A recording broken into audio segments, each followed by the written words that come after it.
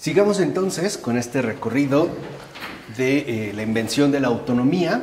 Recordarán que la última ocasión nosotros habíamos abordado este grupo llamado los platónicos de Cambridge. Habíamos visto a dos. Bueno, hoy faltan otros dos para terminar con ellos y daremos inicio en este caso con Henry More.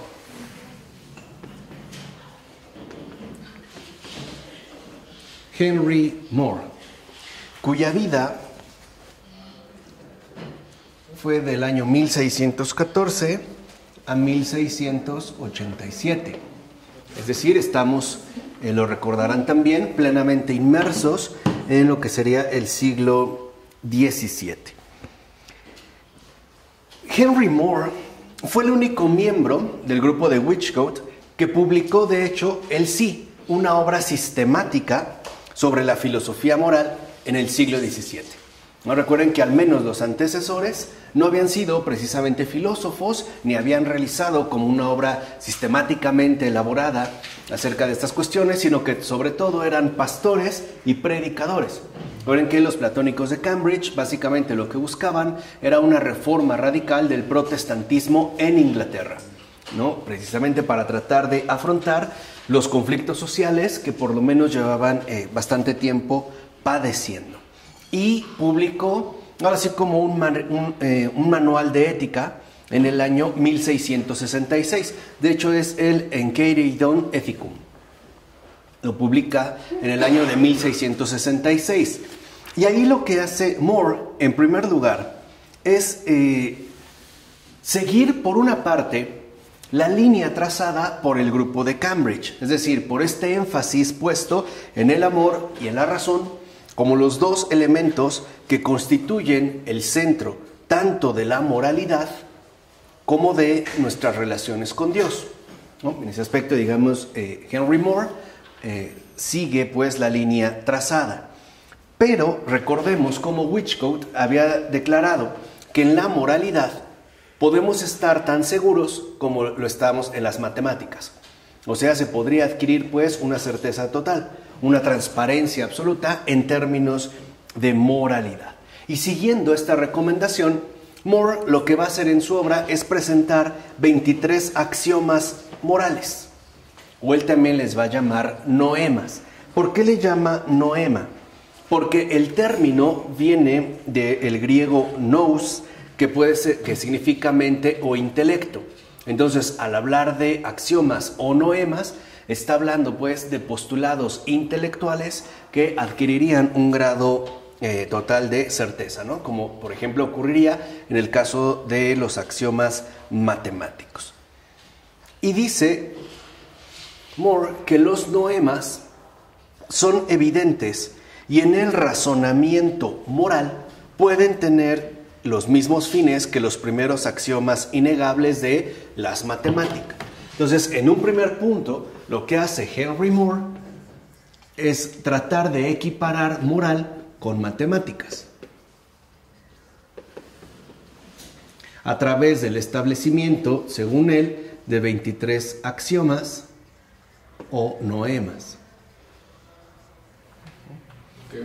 Los cuales, porque es la forma, digamos, que él encuentra para elaborar un sistema completo, en este caso, de moralidad. Lo primero que tendría que resultarnos llamativo es que la moral busque ahora ser comprendida desde un punto de vista estrictamente matemático. ¿Por qué? Porque se supondría que en las matemáticas todo estaría totalmente claro y además estrictamente definido, ¿no? Todo sería pues plenamente calculable, cosa que al menos se suponía en la moral no era de igual manera. Aquí habría pues como por lo menos una movilidad que las matemáticas, al menos en principio, tendrían que eliminar. Entonces, lo que quiero que entiendan es que ahora la moral se trata precisamente, ¿no? O buscará Henry More presentarla a la manera de un sistema axiomático claramente inspirado por el modelo matemático, conjugado por 23, ¿no? En este caso por 23 axiomas o 23 noemas. Este es como el primer punto llamativo. Perdón, ¿qué dice después de axiomas? Noemas. ¿Noemas? Noemas. Les dije, el término viene del griego, es una derivación del griego de nous, que puede significarte en mente o intelecto. Aplica pues, ¿no?, a una realidad intelectual que en efecto implica un ejercicio intelectualmente dado. Ahora, Moore presenta los noemas porque afirma que eso es lo que le ayudará a que a la moralidad resulte clara y obligatoria, incluso a quienes desafortunadamente carecen de lo que él llama la facultad de ser sensible a la excelencia moral. Entonces, aquí es donde podemos destacar un rasgo importante. ¿Por qué Henry Moore apela a las matemáticas para elaborar un sistema moral en 23 axiomas? Pues porque a partir de las matemáticas, Moore, y eso es lo que va a tratar de comunicar a todos los demás, se ve fuertemente atrapado por una especie de seducción por la claridad, donde aparentemente, ¿no?, las matemáticas lleva el dominio. Por ejemplo, en el caso de las matemáticas, sabemos que 2 más 2 es 4 y que siempre es 4, que esto no va a cambiar. Aparentemente aquí está todo absolutamente claro. Bueno, eso es ahora lo que se espera de la moral, que el sistema elaborado por él nos aporte una absoluta claridad en el ámbito de la moral, ¿no? Eso es, digamos, lo que se quiere importar de las matemáticas a la moral. Y por lo tanto, hacer, digamos, de todo el campo ciertamente problemático de la moralidad un campo enteramente claro, establecido e incluso, podemos decir, numéricamente organizado. De ahí, pues, por eso el número 23, ¿no? No tendría, digamos, como otra referencia moral. Y dice que estos noemas tienen que ser principios prácticos y racionales. Entonces, a partir de esta claridad, Moore hará de estos axiomas o noemas principios prácticos, o sea, que tengan una repercusión directa en nuestro comportamiento, pero además estos principios tendrán que estar basados en una racionalidad, es decir, tendrían que estar basados en un uso de la razón. Aunque claro, ya de entrada uno puede darse cuenta que este uso de la razón que le está suponiendo es un uso de la razón numéricamente calculable. O sea, estaríamos pensando, por ejemplo, en términos estrictamente matemáticos. Y que de cierta manera es algo que nosotros queremos seguir realizando hasta la fecha, ¿no? En la vida siempre pues quisiéramos que 2 más 2 sea 4. O damos por hecho que es así. Pero la realidad es que no es así, ¿no? Y basta darse cuenta de ejemplos muy sencillos. Por ejemplo, si en lugar de 2 cambiamos los contenidos, pero conservamos la estructura y apelamos a la vida real, es muy fácil darnos cuenta que no hay claridad, ni siquiera hay un resultado definido. O sea, no todo está ya netamente establecido. Por ejemplo, si en lugar de 2 yo pongo que conocí a una persona realmente extraordinaria y a eso le agrego que me ama, que me respeta, que es sincero, el resultado es me valió gorro, me fui con un patán o con una patana. Ahí 2 más 2 no fue 4. Le pagué a mis hijos los mejores colegios desde el kinder, le agregué que además siempre les contraté profesores particulares. Resultado, no estudió, no quiso estudiar.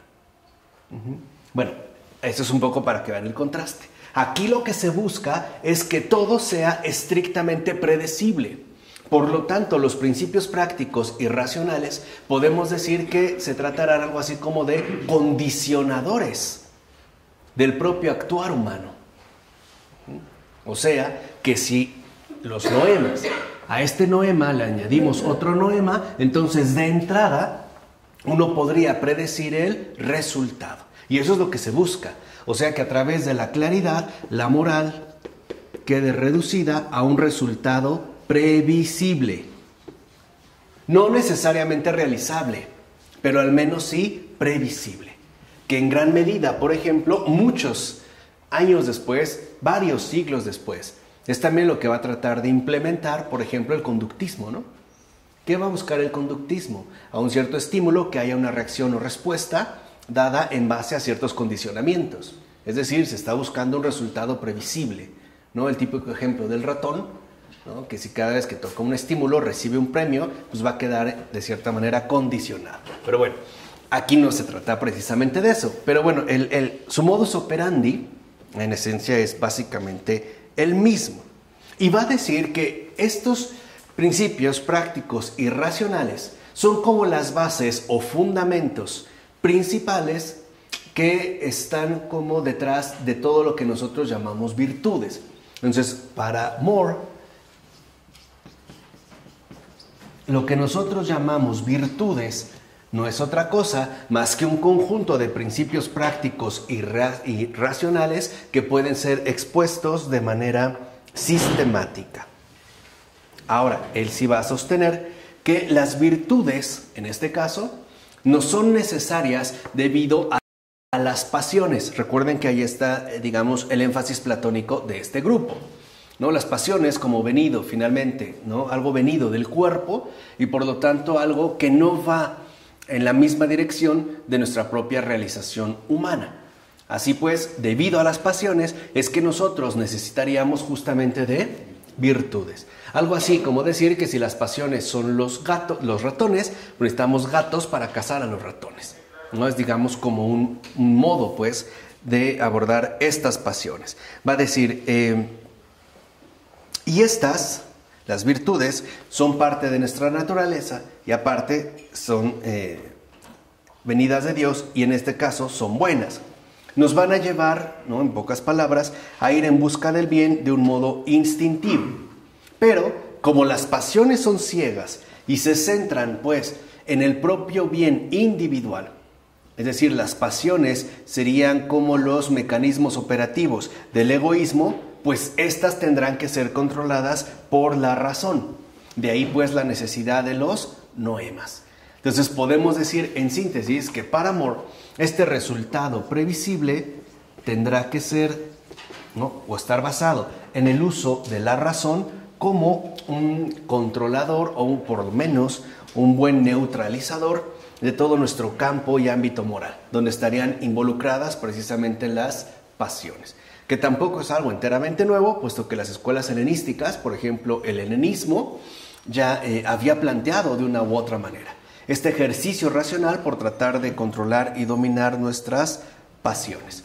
Ahora, lo interesante es que Moore considera que si nosotros somos enteramente virtuosos, entonces seremos enteramente felices. O sea, si nosotros ejercitamos las virtudes, en pocas palabras, que si ponemos en práctica los noemas, a final de cuentas, lo que obtendremos es la felicidad. Y la felicidad para Moore, pues es la búsqueda del bien, ¿no? Que vuelvo a insistir, es una idea igualmente antigua de que es justo, ¿no?, el ejercicio de la razón el que nos va a llevar a la felicidad. Ahora, ¿qué sería el bien? ¿No? Si es Moore hacia lo que está apuntando. Bueno, el bien sería la excelencia moral. Eso sería el bien. O sea, el comportamiento racionalmente establecido. Esa sería la excelencia moral. O sea, el cumplimiento de los noemas bajo un estricto y claro resultado, ¿no? Bajo el ejercicio, pues, de las virtudes. Entonces va a decir que es una sola idea cuando hablamos de la excelencia moral, pero sus formas y modos, incluyendo la justicia, la templanza, la entereza, no son más que derivados de esta. Entonces, ¿qué es lo que va a proponer Moore como norma suprema? La excelencia moral. Y la excelencia moral, dijimos, es el seguimiento estricto del uso de la razón bajo, ¿no?, el condicionamiento dado por las matemáticas. Es importante este mencionamiento de las matemáticas porque veremos cómo alguien como Spinoza, que es de hecho el que después veremos, bueno, con el siguiente platónico de Cambridge, es un judío que fue expulsado y fue tachado de hereje incluso precisamente por la propia comunidad judía, por la propia sinagoga judía, porque él también va a elaborar dentro de sus obras, tiene un tratado teológico político, de hecho incompleto, y el que es como su obra, digamos, más conocida es la llamada Ética. Pero él va a ser también en el siglo XVII una ética demostrada según el orden geométrico. Entonces lo que quiero que vean es que esta seducción de claridad, de precisión, de previsión, de calculabilidad y finalmente de control, empieza pues ahora a abordar, a partir de Henry Moore, el campo que antes se podía considerar menos matemático de todos, el ámbito de la moral. O sea, donde las pasiones y las realidades humanas incluso podrían estar como más bien vinculadas con lo caótico. Entonces, Moore va a decir que en esta excelencia moral es donde se puede precisamente manifestar el amor. El amor como el origen de la ley.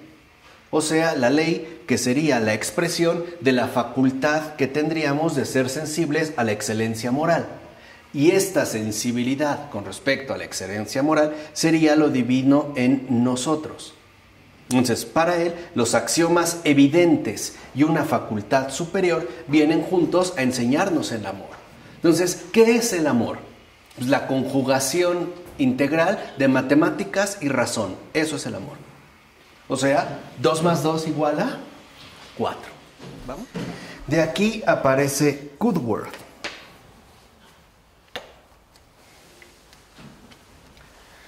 Ralph Coudworth.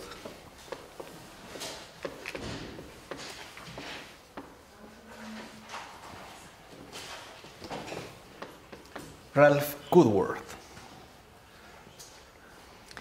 quien va a tratar de elaborar una metafísica de la ética en el año 1678. Seguimos pues, como les dije, no olviden, ¿no?, los platónicos de Cambridge, instalados en el siglo XVII.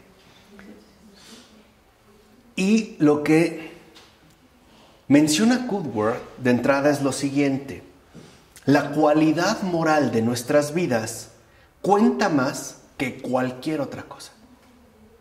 Esa es pues como su insistencia radical. O sea, Ralph Coudworth, el último miembro de los platónicos de Cambridge, va a poner por encima de todo lo demás la cualidad moral de nuestras vidas.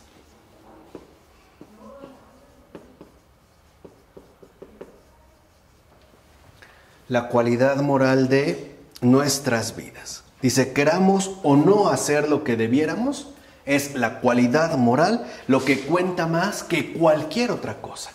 O sea, sería pues como el eje fundamental a partir del cual cada uno de nosotros tendría que configurar su propia existencia. Por lo tanto, ese es el cambio en Coudworth. Nuestra tarea fundamental no es perfeccionar nuestro intelecto. Por ejemplo, como lo quería Moore, ¿se acuerdan? A través del ejercicio matemáticamente racional, sino más bien perfeccionar nuestra voluntad y nuestro corazón. Quiere decir que ahora el énfasis se da bajo otro plano, se va a dar pues bajo otro tenor. O sea, para Coudworth, lo importante es que la cualidad moral de nuestras vidas no tiene que estar precisamente sometida a los rigores matemáticos de los noemas, en este caso, ¿no?, que habíamos mencionado, sino en el autogobierno, pero especialmente en el autogobierno de nuestra voluntad y por lo tanto de nuestro ámbito afectivo. Entonces, Coudworth también va a considerar que el autogobierno sería pues como la regla sustancial a la cual tendríamos que apegarnos todos.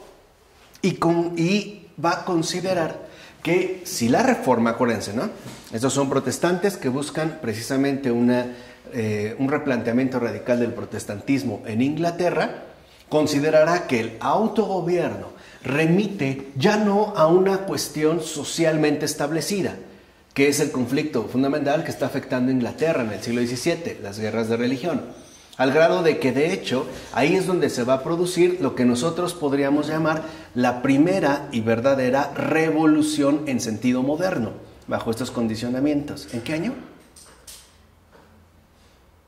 Vamos bien, ¿eh? 1688. Es la primera revolución realmente moderna. Ocurre en Inglaterra. No es en Francia, ¿eh? Aunque de ahí que tendrá casi un siglo después, ¿no? 1789, siglo y poco más. Es en Inglaterra. Entonces, aquí lo que está proponiendo, pues, Coudworth, es que el autogobierno que significa la cualidad moral de nuestras vidas por encima de todo lo demás, invita a una reforma. Pero ya no es una reforma social, ya no se trata de realizar una reforma a gran escala, sino la reforma, la reforma de uno mismo.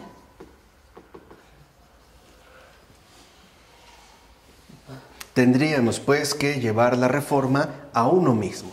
E incluso va a decir que la reforma de uno mismo es el sendero que nos conduce y nos lleva a Dios. E incluso es lo que nos hace participantes de la divina forma de Dios. Entonces ahora cada uno de nosotros puede autodivinizarse, como por medio de la reforma de uno mismo. Precisamente, ¿no? A partir de la cualidad moral. E incluso, como sus colegas de Cambridge, Woodward piensa que cuando llegamos a tener un mejor conocimiento de Dios, reformando nuestra voluntad, nuestro amor y nuestra vida, entonces podremos conocer la mente de Dios de manera directa. O sea, no necesitamos gracia para lo que se conoce como deificación, sino lo que necesitaríamos, en pocas palabras, es un empeño radical en la reforma de uno mismo, particularmente en la voluntad. Mientras los demás ponían el énfasis en el campo intelectual. Precisamente, ¿no? Woodward va a escribir The True Intellectual System para detallar una metafísica que puede explicar cómo es esto posible. Y lo que sostiene, en primer lugar, es que debe haber una mente que esté por encima del mundo y que ésta incluya pensamientos sobre las esencias de todas las cosas, también de las necesarias conexiones entre estas y de todas las verdades inmutables. O sea, está acudiendo a una teoría de tipo platónico, ¿no? Esta mente universal que posee las ideas de todas las esencias, de lo inmutable, etc. Ahora, lo que él va a sostener es que cada vez que pensamos, precisamente lo que hacemos es compartir el mismo pensamiento de Dios. Pensar, pues, acudiría a una, digamos, como a una cualidad estrictamente divina. Ahora, dice Woodward que en la mente de Dios hay ideas morales que lo guían en su propia actividad. ¿Captan lo que acaba de decir Woodward? En la mente de Dios hay ideas morales que lo guían en su actividad creativa y que por ende también deberían guiarnos. O sea, la propia moral, la idea de moral está por encima del propio Dios. Dios mismo se rige por esa idea de moral y por lo tanto lo mismo tendríamos que hacer nosotros. Eso es lo que él ha retomado precisamente de la teoría platónica, porque para Platón las ideas o las esencias, en este caso, serían lo fundamental de todo lo demás. Incluso Dios tiene que remitirse a esas ideas. Entonces, para reformar la voluntad, nosotros tendríamos que pensar como Dios, o sea, someternos a las ideas morales.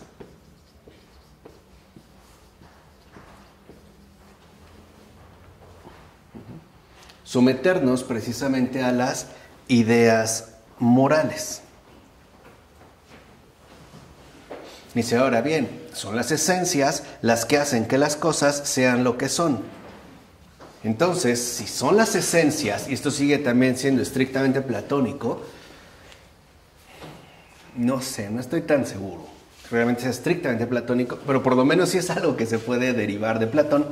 Si las ideas, las esencias, son lo estrictamente inmutable, o sea, lo que no cambia, aquello que le da la esencialidad a una cosa y que por lo tanto no puede ser diferente, puesto que dejaría de ser así, es la esencia, y en este caso es inmutable, entonces es imposible concebir que las esencias se alteren. Por lo tanto, ni Dios las puede alterar. En este caso de las esencias. Entonces, a las ideas morales. Por ende, la reforma de uno mismo estaría basado en la cualidad moral de nuestras vidas, que en pocas palabras apela a una esencia. Tendríamos que regirnos pues por esta esencia. Así que Dios no puede, por su sola voluntad, cambiar algo que es esencialmente bueno en algo que no es esencialmente bueno. Dice, así como Dios no puede hacer que un triángulo pierda la triangularidad, tampoco puede hacer algo bueno sin dotarlo de la esencia buena. Por lo tanto, y eso es importante, la sola voluntad no puede ser lo que hace que las cosas buenas sean buenas, ni siquiera la voluntad de Dios. El bien es una esencia al que incluso Dios mismo está sometido, o por lo menos remitido, ¿no? Que sería, digamos, lo que guiaría toda su actividad creativa. Que de fondo, ¿qué está tratando de vencer? Pues el voluntarismo, ya sea cartesiano o hobbesiano, ¿no? Que ya vimos a Descartes y a Hobbes. O sea, mostrar que la voluntad no es omnipotente ni invencible, sino que la voluntad, en pocas palabras, está precisamente sometida a una esencia que la desborda y que incluso desbordaría a la propia esencia de Dios. Por ello va a decir que Dios no puede obrar mal. ¿Por qué es bueno Dios? Porque está remitido a la idea del bien, es decir, a la esencia moral. Entonces, la naturaleza, va a decir Cudworth, moral de Dios es su bondad esencial. ¿Y Dios de qué nos sirve?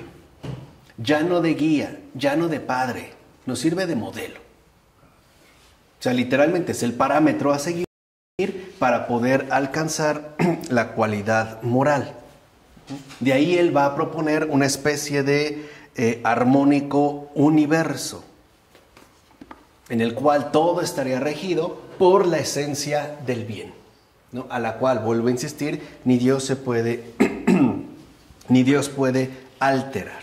Ahora, algo que llama la atención es que, como ocurre siempre en este periodo particular, la cuestión del libre albedrío humano lleva inevitablemente a preguntarse qué es y qué quizá no lo es. Por ejemplo, ¿nos hace nuestra libertad semejantes a Dios o diferentes a Él? Este es pues como uno de los planteamientos que se realizan. Otra es, ¿por qué habríamos de haber pensado alguna vez de otra manera si todo está dado de una forma clara? Si Dios piensa así, entonces ¿por qué algunos de nosotros simple y sencillamente no nos dejamos guiar pues por la esencia? Bueno, la respuesta es porque nuestra voluntad no se ha rendido a la idea del bien. ¿Sí se entiende? Precisamente porque nuestra voluntad no se ha empeñado en la reforma de uno mismo, ¿no? En el dejarse guiar pues por esa esencia. Ahora, por ejemplo, Smith, que también lo mencionamos, vincula la libertad a la razón. Percibe a Dios como un ente libre, no porque Dios actúe por voluntad propia, o sea, haciendo lo que se le antoje de manera arbitraria, sino porque Dios siempre quiere lo mejor, conforme a su propia naturaleza, es decir, según se lo muestra su propio entendimiento. Y lo mismo ocurre con nosotros. O sea, libertad es razón. ¿Vamos? Ahora, Smith considera que si hemos llegado a pensar de otra manera, es por culpa de los judíos. De los judíos. O sea, literalmente le echa la culpa a los judíos. Dice Smith, su noción de la rectitud legal, que ahora se ha reemplazado con la rectitud interna que se enseña en los evangelios, los obligó a creer en un libre albedrío tan absoluto que podía emprender cualquier acción o abstener de hacerla por su propio poder. O sea, el hecho de que, debido a los judíos, nosotros nos creemos realmente libres.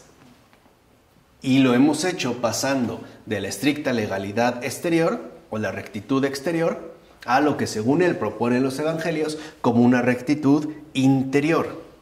Y añade, el cumplimiento de la ley ganaba un mérito absoluto. Y así no se necesitaba nada más de Dios que la ley que indicaba su voluntad. Pero a More, por ejemplo, las cosas no le parecen tan sencillas. Dice, si hay alguna persona que por naturaleza actúe bien, ok. Pero estas personas, si las hay, siempre serán una pequeña minoría. A Moore le interesa más bien todo el resto de nosotros que tenemos que luchar por ser buenos. Y lo que dice Moore es, no, nosotros más bien actuamos voluntariamente cuando nosotros vemos que lo que hacemos es lo mejor. En cambio, si solamente nos dejáramos llevar por el libre albedrío, incluso viendo lo que es mejor, podríamos actuar o bien dejar de actuar. Es decir, se define el libre albedrío como ese poder abstenerse del mal. Por eso Woodward va a pensar que se requiere una forma más enérgica de libre albedrío. Es decir, tendríamos nosotros que decidirnos en libertad a que la voluntad se someta, en este caso, a la esencia. Ahí pues va a utilizar un término Woodward que va a ser muy importante para todo lo que vendrá después. Por ejemplo, dirá Woodward que la división de la mente en facultades de la voluntad y del entendimiento es un error. Más bien, dice Woodward, es el individuo completo, como un todo, el que sabe y por lo tanto el que escoge. Pues seríamos una sola entidad. ¿Y qué término utiliza? Hegemónicon, para referirse al principio que domina en nosotros o en nuestro propio poder. En pocas palabras, cada uno de nosotros, ¿no?, sería un hegemónicon, lo cual manifestaría ese principio unificado que domina en nosotros y que por lo tanto remite a nuestro propio poder. En pocas palabras, precisamente porque somos hegemónicon, nos podemos forjar a nosotros mismos y ser justo lo que somos.